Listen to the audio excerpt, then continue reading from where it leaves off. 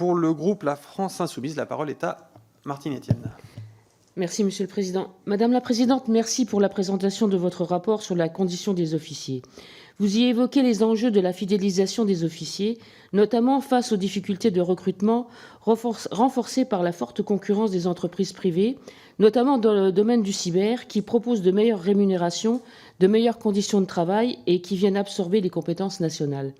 En effet, le sentiment de sous-emploi, les faibles perspectives d'évolution ou l'accès tardif au généralat conduisent les officiers à se réorienter dans le privé. Le décrochage de la rémunération est aussi une problématique qui a été largement soulevée. Nous partageons les inquiétudes des officiers à ce sujet.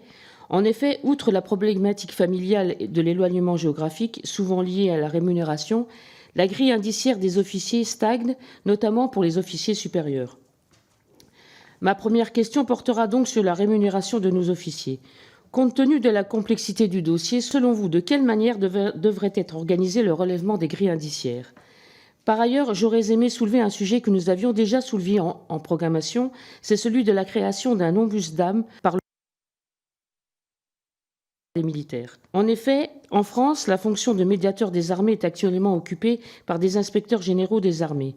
Nous préférerions plutôt nous inspirer des modèles étrangers pour renforcer le contrôle du Parlement sur la condition militaire, surtout parce que le statut militaire est en grande partie fixé par le législateur.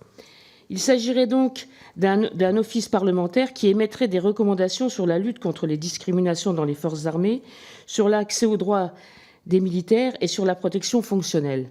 Il établirait un rapport sur la base des visites au sein des forces armées et des rencontres avec les acteurs de la concertation. Selon vous, dans quelle mesure cet office de contrôle pourrait être mis en place et quelles recommandations auriez-vous à émettre pour lutter efficacement contre les discriminations dans nos armées ? Merci, Madame la Présidente.